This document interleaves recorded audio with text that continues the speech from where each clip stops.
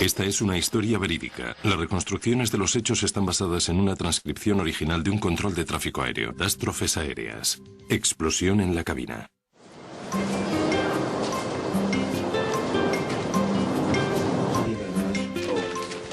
Bienvenido. Para la tripulación del vuelo de British Airways entre Birmingham y Málaga, el 10 de junio comenzó como un día cualquiera. Viejos amigos a punto de empezar a hacer un trabajo que les encanta. Los auxiliares de vuelo Nigel Ogden, Simon Rogers y su Prince llevaban trabajando juntos desde hacía 15 años. Es un equipo con experiencia y muy capaz que está orgulloso de su trabajo. En Birmingham, todos los auxiliares y los pilotos se conocían. Todos conocíamos los nombres de los demás. Simon era muy buen amigo mío. Solíamos ir a tomar una cerveza o a cenar algo juntos. Todo el mundo se llevaba bien con todo el mundo. El único miembro del grupo es Alastair Hutchison, un experimentado copiloto que acababa de llegar de Manchester aquella mañana.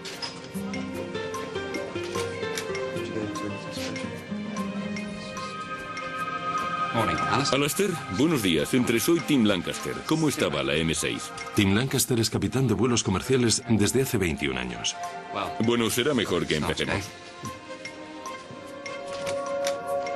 El sobrecargo John Heward llega para dar a la tripulación las instrucciones finales. Buenos días a todos. ¿Naye? ¿Es este el primer oficial? Sí, recién llegado de Manchester. Da gusto ver caras nuevas. Bien, ahora un par de temas de seguridad.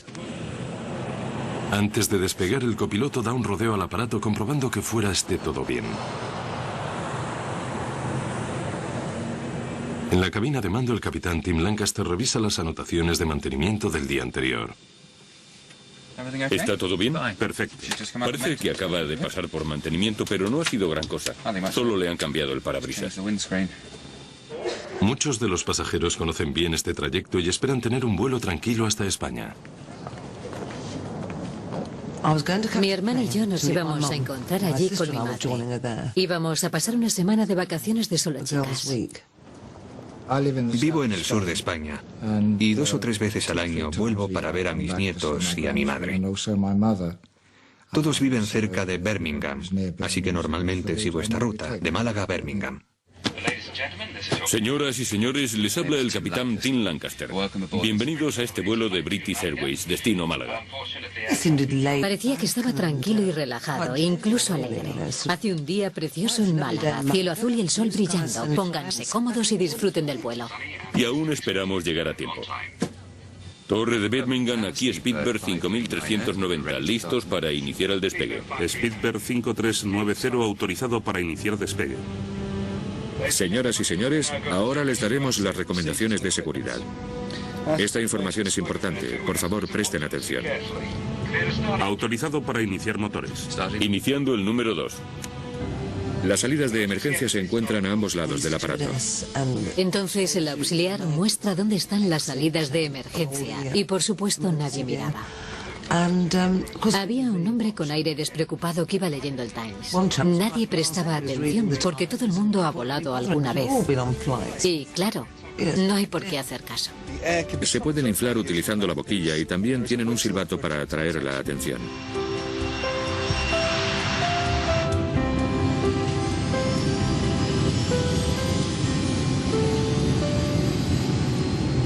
knots. 80 nudos.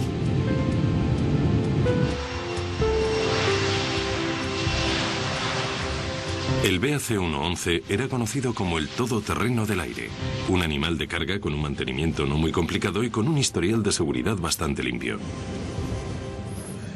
Con 43 toneladas de peso, este casco presurizado transporta 81 pasajeros y 6 tripulantes. Ahora asciende a los 7.010 metros de altitud. En solo 2 horas deberían estar en España.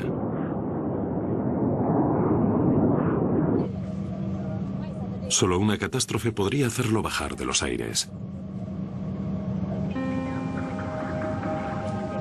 A los 2 minutos de haber comenzado la ascensión, los pilotos ponen el piloto automático. Tim Lancaster se suelta las correas de seguridad y se relaja. Entré en la cabina de mandos para preguntar a Alastair y a Tim qué querían tomar.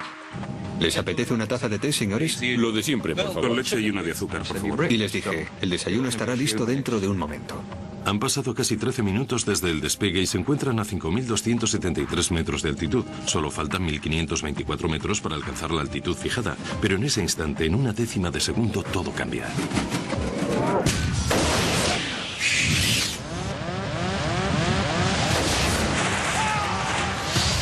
Con una gran explosión, el parabrisas del capitán desaparece en el aire. Casi inmediatamente se forma una niebla blanca. Una especie de explosión realmente intensa de esas que te golpean en el estómago y te hacen temblar el cuerpo.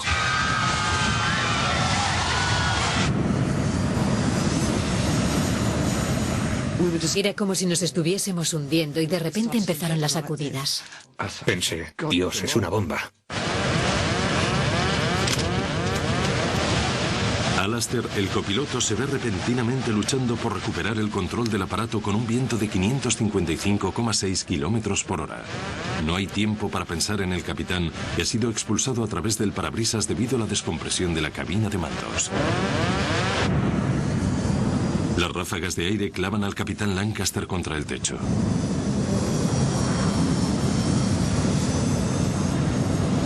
Dentro sus piernas han empujado la palanca hacia adelante, desconectando el piloto automático y lanzando el avión hacia el abismo.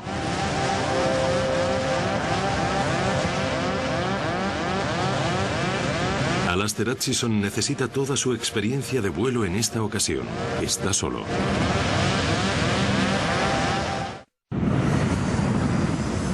El cuerpo del capitán está pegado al exterior del aparato que se precipita desde los 5.182 metros de altitud. Los reguladores están obstruidos, aumentando la velocidad hasta casi los 629,7 kilómetros por hora. El copiloto Alastair Hutchison tiene que encargarse de la situación. Mientras lucha por recuperar el control del aparato, el auxiliar de vuelo Nigel Ogden ve cómo su capitán está siendo absorbido fuera del avión. Entonces miré y vi cómo la puerta de la cabina de mandos estaba encima de los controles. Todo lo que podía ver era a Tim fuera de la ventana. Salté hacia adelante y apoyé un pie en el del capitán. El otro estaba al lado de su asiento y lo sujeté antes de que se saliese por completo. Nigel Ogden mantiene al capitán sujeto luchando por su vida. Fuera, una ráfaga de aire de 629,7 kilómetros por hora a 17 grados bajo cero golpea el cuerpo de Tim Lancaster. El tornado que se origina en la cabina de mandos le está dando a Hutchison bastantes problemas. Mayday, Mayday, Mayday. Londres, aquí es Pittsburgh 5390. El control de tráfico aéreo puede oír sus gritos pidiendo ayuda, pero la tormenta que se ha originado en la cabina se lleva las respuestas. Los pies del capitán todavía están apoyados contra la palanca y Alastair intenta hacerse con el control. Está pilotando entre las corrientes de aire más fuertes del mundo, con el peligro añadido que supone una colisión.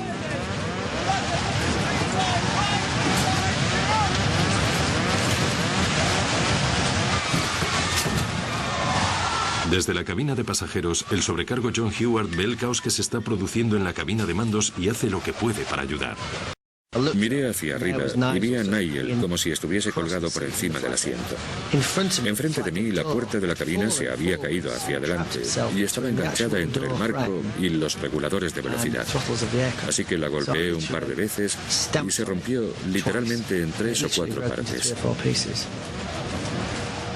Detrás, en una de las paredes de la cabina de control, hay un asiento extra para los que quieren venir a ver cómo volamos o lo que sea. Y pensé, bueno, si meto el brazo entre el cinturón de seguridad, puedo sujetarlos a los dos y por lo menos tendremos un punto de sujeción dentro del avión.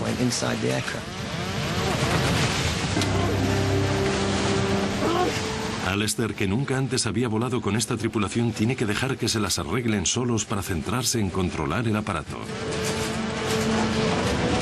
Ha conseguido recuperar las palancas de gases. John y Nigel han conseguido desencajar los pies del capitán de la palanca. Pero en vez de reducir la velocidad, Hutchison decide continuar el rápido descenso. Esto le apartará inmediatamente de la ruta de cualquier otro vuelo y alcanzará una altitud menor, donde no necesitarán las máscaras de oxígeno. Este aparato es demasiado antiguo y no está equipado con el suficiente oxígeno para todos los pasajeros. La luz del anemómetro se pone roja.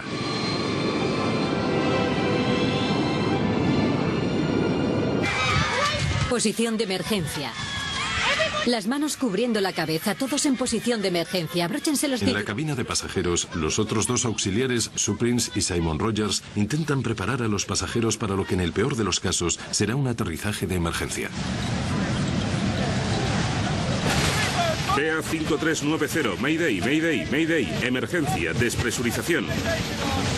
Descienden 3.353 metros en solo 2 minutos y medio, pero a medida que se estabilizan y reducen su velocidad a 301 kilómetros por hora, el cuerpo del capitán deja de estar sujeto contra el techo y se desliza a un lado del avión. Emergencia, despresurización, radar señala 195, descendemos a nivel de vuelo 100. Esforzándose por llegar desde la parte de atrás del aparato, el auxiliar de vuelo Simon Rogers consigue ver el desastre que se ha producido en la cabina de mandos. Cuando el avión consiguió alcanzar un cierto equilibrio, Simon vino desde la parte de atrás. A Nigel empezaban a dolerle los brazos y yo sabía que no le iba a soltar hasta que no estuviese completamente seguro de que Tim no iba a salir volando por la ventana.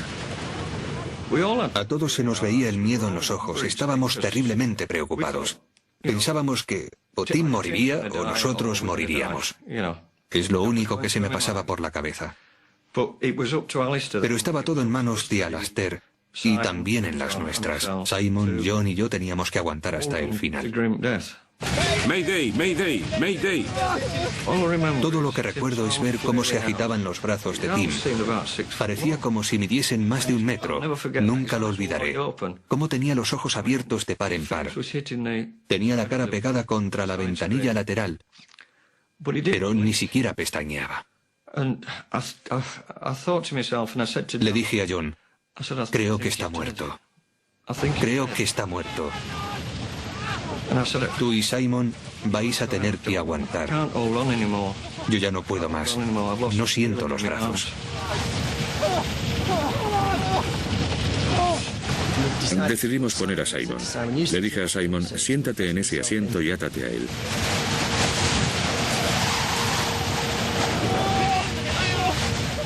Con Simon sentado conseguimos soltar las piernas de Tim de entre la palanca y el asiento.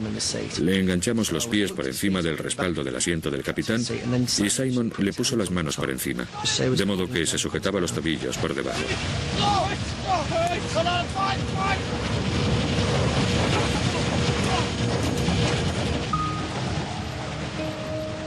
Simon y Alastair tienen que hacer frente a una de las decisiones más difíciles de su vida. ¿Qué hacer con el cuerpo sin vida del capitán? Durante unos instantes no dicen nada, pero ambos tienen la misma idea. Lo mejor es sencillamente dejarlo ir.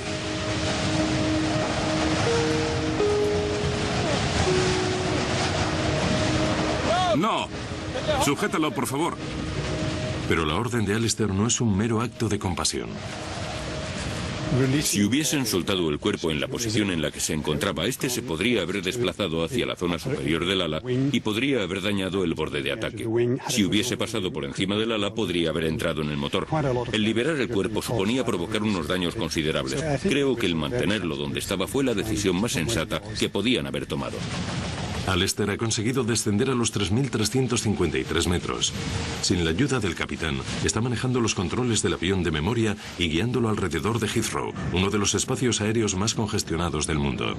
Después de 7 minutos sin contacto con el control de tierra, consigue oír la voz del control de tráfico aéreo por primera vez. Estamos sufriendo una despresurización de emergencia. Pedimos asistencia por radar hacia la pista de aterrizaje más próxima. Speedbird 5390, recibido. ¿Está de acuerdo con aterrizar en Southampton? Speedbird 5390, conozco Gatwick. Gatwick sería mejor. Alastair quiere aterrizar en el aeropuerto de Gatwick, ya que ha volado a este destino en muchas ocasiones. Pero Southampton está más cerca y aunque nunca ha estado aquí antes, sabe que tiene que descender rápidamente. Estoy a 150 nudos. Pido asistencia por radar para entrar en Southampton. Todos los mapas y rutas han salido volando con el capitán y solo el controlador aéreo puede guiar a Atchison. Vira hacia Southampton.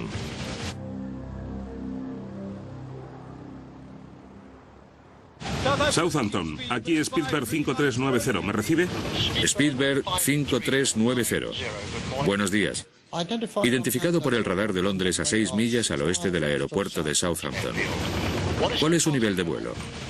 Recibido. Señor, no conozco muy bien Southampton. Le pido ayuda para guiarme hacia la pista, por favor. Al hablar se podía oír en su voz lo nervioso que estaba.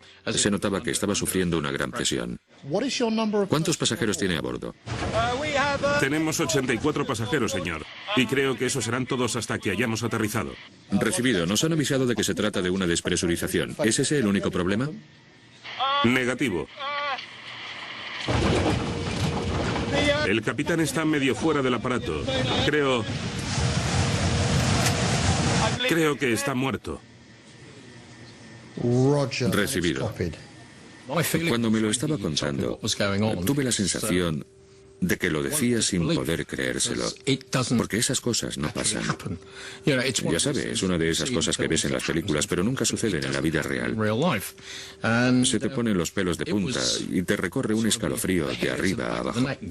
Sientes un escalofrío por la espalda y piensas, no está pasando. Pero sí, es real. El auxiliar de vuelo le está sujetando, pero pide un equipo de emergencia para el capitán. Creo que está muerto. Recibido. Es una emergencia importante, un 111. Randall se pone en contacto con los servicios de emergencia en cuanto tiene oportunidad. No sé cuántos pasajeros hay, pero se lo diré pronto.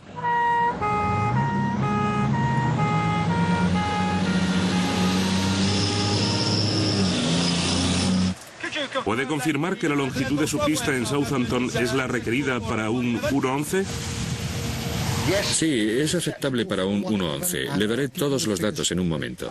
Mientras tenga por lo menos 2.500 metros, me daré por satisfecho. Lo siento, pero no tenemos 2.500 metros. Y tampoco en Bournemouth. Tenemos un máximo de 1.800 metros.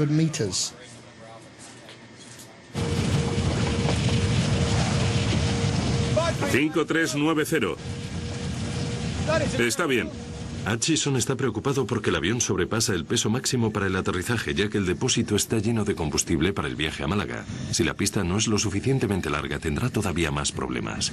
Fuese porque el avión se podría parar en la pista, o porque los neumáticos podrían reventar, o porque quizás se saldría de la pista. Era evidente que estaba preocupado cuando pidió los 2.500 metros. 5390. Muchas gracias. Tenemos el tren delantero bajado y flap 45. Así que estamos preparados para la aproximación. Pero por favor, que sea lo más suave posible. Desde luego que lo haré. Es el primero de la cola de aterrizaje. Si lo piensas, los vuelos de instrucción se realizan con 2 pilotos, ambos en perfectas condiciones, en la cabina de mandos. Uno pilota el aparato y el otro se ocupa de todos los simulacros de emergencia. En aquel momento teníamos al capitán colgando de la ventana, otra persona sujetándolo por las piernas y a Alastair controlando el aparato sin poder hablar con nadie. Spielberg 5390 está a 14,5 kilómetros de la toma de tierra. Tiene permiso para aterrizar. Recibido, señor. No deje de hablarme. Necesito toda la ayuda que me pueda dar. Recibido. Tendrá que ser capaz de parar el avión en la pista y evacuarlo allí mismo.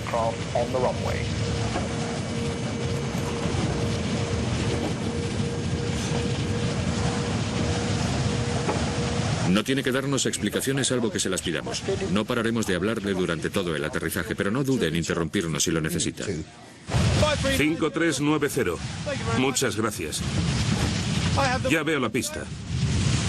Gracias. Autorizado para aterrizar.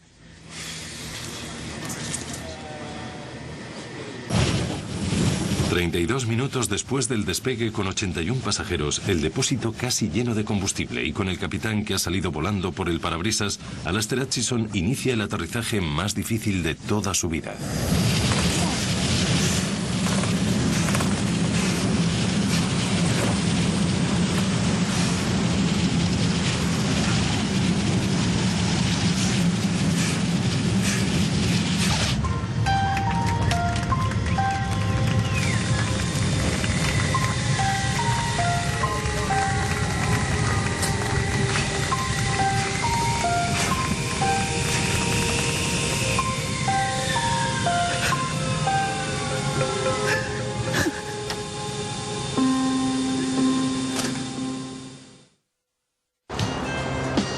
las 8:55 am, el vuelo BA5390 realiza un aterrizaje perfecto en el aeropuerto de Southampton.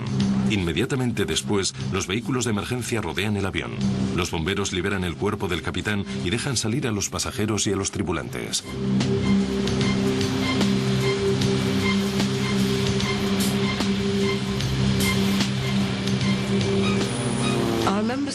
Recuerdo ver al copiloto, el hombre gracias al cual ahora estamos aquí. Lo vi caminar por la pista muy despacio, agitando la cabeza, con uno de los responsables de las ambulancias caminando a su lado, rodeándole por los hombros con su brazo. Y el copiloto negaba con la cabeza, como si... Lo recuerdo con claridad, no sé por qué, pero es algo que recuerdo perfectamente. Alastair Hutchison acababa de realizar una proeza aérea casi sin precedentes en la historia de la aviación.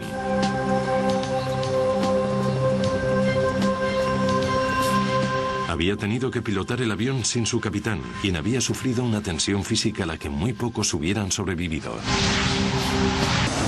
A pesar del traumatismo sufrido por el cuerpo del capitán Lancaster, la historia todavía iba a sufrir otra vuelta de tuerca.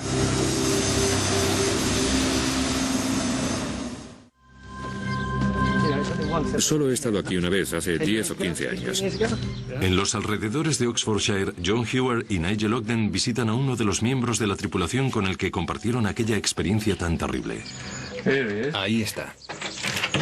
Hola, chicos. John, encantado de verte. ¿Qué tal va? Me alegra verte. Nigel, pasad. El capitán de aquel funesto vuelo, Tim Lancaster, sobrevivió de algún modo a esta aterradora ordalía. No hubo víctimas mortales en el vuelo BA5390.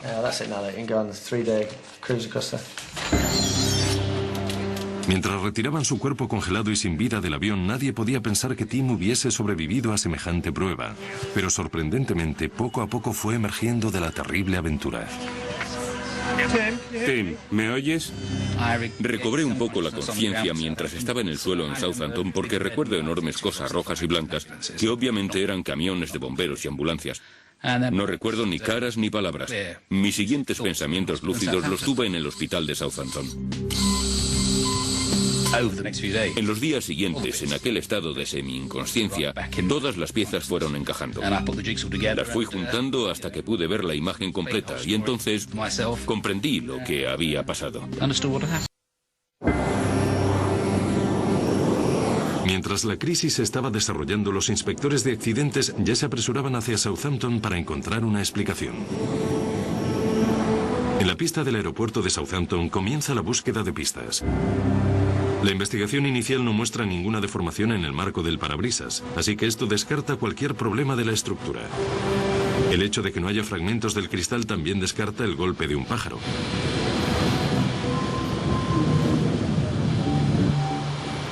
Stuart Cullen, investigador jefe de la rama de investigación de accidentes aéreos, tiene mucho trabajo por delante. El parabrisas había desaparecido. Había algo de sangre alrededor y algunos arañazos y abolladuras en el fuselaje, como si la ventana lo hubiese rozado. Y eso era todo, aparte de papeles tirados por todo el interior. Una de las primeras pistas con las que cuenta viene del registro de mantenimiento que se ha recuperado del avión. Sabe que el aparato había sido puesto a punto el día anterior y que se había cambiado el parabrisas. En primer lugar, se dirige al hangar de mantenimiento de la British Airways en Birmingham. Quería averiguar exactamente lo que había sucedido al avión antes de que despegase. Pensé que tenía que hablar con el encargado de mantenimiento que había reparado la ventana. Hola, soy del AAIB y este es mi compañero. He venido para intentar averiguar qué es lo que sucedió durante aquel turno y cómo pasó todo.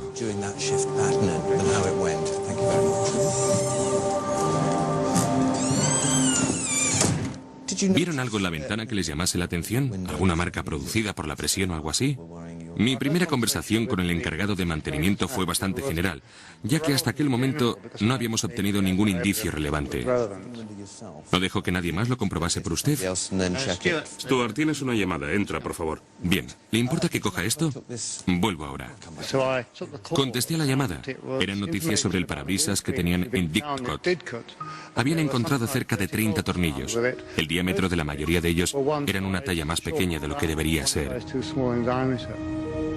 Se trataba de un error fatal. En algunos aviones los parabrisas se montan desde el interior utilizando la presión interna de la cabina de mandos para mantenerlos en su lugar.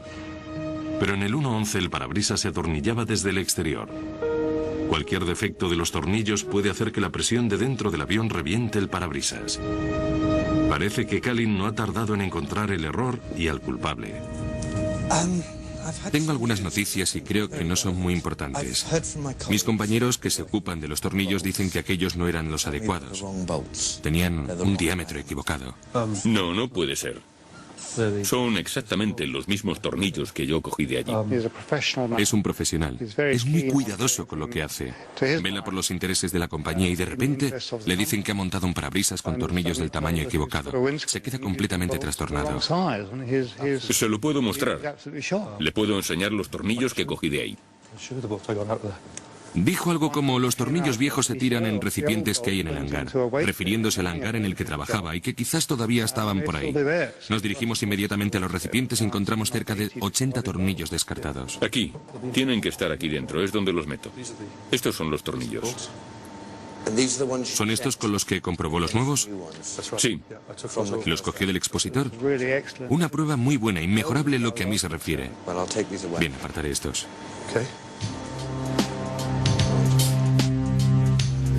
Al contrastar el manual de mantenimiento con lo que le había dicho el encargado, Calin inmediatamente ve clara la primera parte de lo que ha sucedido. Sabe qué es lo que ocurrió la noche anterior, cuando se cambió el parabrisas del BAC 111. Repasamos uno por uno todos los pasos que se habían dado y nos dimos cuenta de que había cerca de 13 anomalías en todo el proceso anterior al montaje de los tornillos. Si se hubiesen fijado en algunos de ellos, la secuencia de errores no habría continuado y el accidente no se habría producido.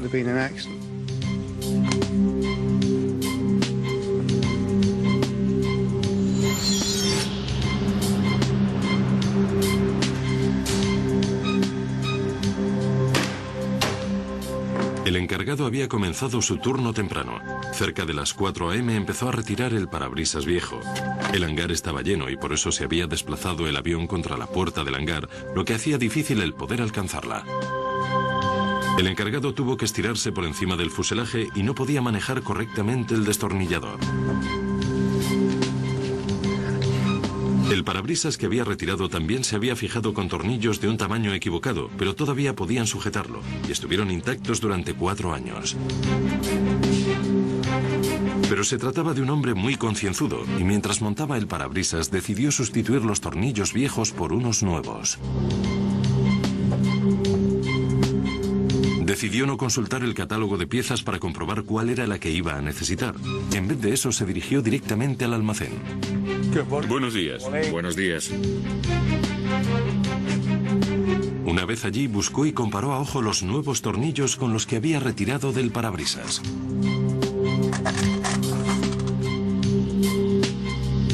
Comparó bien y encontró unos cuantos tornillos nuevos exactamente iguales en un cajón. Necesito 90 del 7. Estoy con un parabrisas de un 111 y necesito tornillos nuevos. Los del 111 son del 8. No, estos son del 7. Este lo acabo de sacar y es del 7. De todos modos, no tenemos ninguno del 7. Bueno, lo intentaré en el almacén. El hombre del almacén sabía qué tornillos necesitaba el encargado, pero este decidió no hacer caso a su comentario. En vez de eso, se dirigió hacia el otro lado del aeropuerto para buscar otros tornillos. Eran cerca de las 5:15 de la mañana. En un oscuro rincón del hangar siguió buscando unos tornillos nuevos idénticos a los que había retirado del avión. Pero su suerte se perdió entre la penumbra. Pensó que eran los correctos, pero no fue así. Eran unas centésimas menores de los que necesitaba.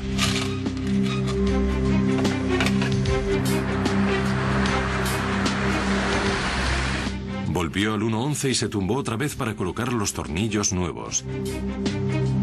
Trabajaba en un ángulo desde el que no podía ver que los tornillos no encajaban correctamente.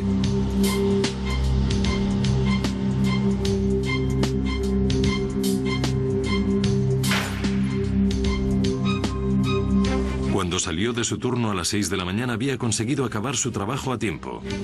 El avión estaba listo para dejarlo en manos del capitán Lancaster y su tripulación. Pero en realidad lo que dejaba atrás era un desastre a punto de desencadenarse. A la mañana siguiente el 111 se encontraba a 5.273 metros. La diferencia de la presión estática entre el casco sellado del aparato y la fina atmósfera aumentaba rápidamente, acercándose a la media tonelada por metro cuadrado que alcanzaría los 10.670 metros. Esta presión solo necesitaba encontrar un punto débil, y lo encontró. Para Kalin, descubrir lo que sucedió aquella noche es solo el primer paso. Nadie le había ocultado nada, pero sabe que tiene que ir más allá para comprender las razones que se esconden tras esta terrible cadena de acontecimientos.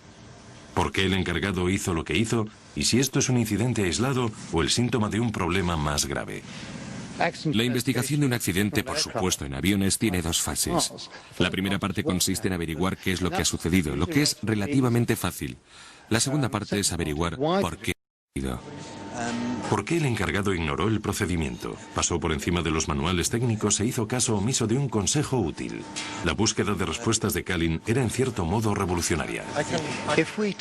Al hablar con la gente sin avisarles, veíamos que conseguíamos más información, porque se sentían libres para hablar. Al advertirles, formalmente pensábamos que algunos no iban a decir nada. ¿Un café? Sí, ¿Qué tal el día? en lo de siempre. Decidieron hablar con el encargado lejos del hangar, en una confortable habitación de hotel. Bien, gracias por haber venido. Para comprender desde dentro los métodos de los encargados de mantenimiento, Kalin hace algo que nadie había hecho antes. Acude con un psicólogo experto en ciencias del comportamiento. ¿Normalmente está el avión en el hangar cuando hace eso? Antes se recurría a los psicólogos para intentar analizar el por qué los pilotos cometían errores cuando se encontraban bajo presión. Es una disciplina conocida como factores humanos, pero en 1990 el recurrir a esto en temas de ingeniería era algo desconocido. Quería enfocarlo desde lo que realmente es el terreno de la psicología. Esperaba darle más confianza. Queríamos que viese que intentábamos ser todavía más accesibles y que pretendíamos llegar al fondo de aquel asunto. Cuando saca los tornillos, ¿va directamente al catálogo de piezas o...? Normalmente no. Si saco un par de tuercas y son las mismas, las cojo directamente del expositor. Bien, cree que es mejor hacerlo a ojo. En ese caso era más fácil hacerlo así, con los tornillos que había sacado. Sí, porque eran los mismos tornillos que había cogido. Iba a meter otros iguales, no había ninguna diferencia. Y si había salido bien otras veces, esta vez también serían los adecuados. Sí, solo era cambiarlos por otros iguales. Y además había volado. Estábamos horrorizados por el hecho de que admitiesen aquello ante nosotros. Porque al fin y al cabo era una visita oficial, entre comillas. E incluso estaban algo orgullosos de lo que decían. Pensamos que esas prácticas eran algo corriente y lo habían mantenido en secreto. Si hubiese ido a comprobar en el ordenador qué tornillos necesitaba y cómo tenía que montarlos, hubiera tenido bastantes posibilidades de no haber estado volando cuando debía. Bien. Entonces, cuando hace su trabajo, como trabajador experimentado, puede que no siempre siga el manual, como haría alguien nuevo. No, normalmente no. Llevamos años haciendo esto y si tuviésemos que seguir los manuales, cada trabajo llevaría el doble de tiempo. Así que creyó que era mejor confiar en su experiencia antes que en los conocimientos del encargado del almacén. Bueno, sé lo que hago. Había sacado tornillos del 7 y volví a meter tornillos del 7. No es tan difícil. Lo único que querían era acabar cuanto antes. Tenían mucho trabajo y todo se hacía de noche. A menudo tenían mucho más trabajo del que podían hacer sensatamente. Habían ideado ciertos trucos para poder acabar lo más rápido posible. Los investigadores nunca habían redactado un parte de accidente como este. Al contar con la ayuda de un psicólogo, Kalin desarrolló un novedoso método para utilizar los factores humanos para explicar por qué ocurrió el accidente. Encubrían ciertos factores de presión que se daban en el hangar que provocaban que un trabajador normalmente eficiente cometiese errores letales, mientras creía que hacía lo correcto. Este enfoque psicológico llevó la prevención de accidentes aéreos a un nuevo nivel. Como consecuencia de esta investigación, puede que otros no tengan que pasar por la misma terrible experiencia.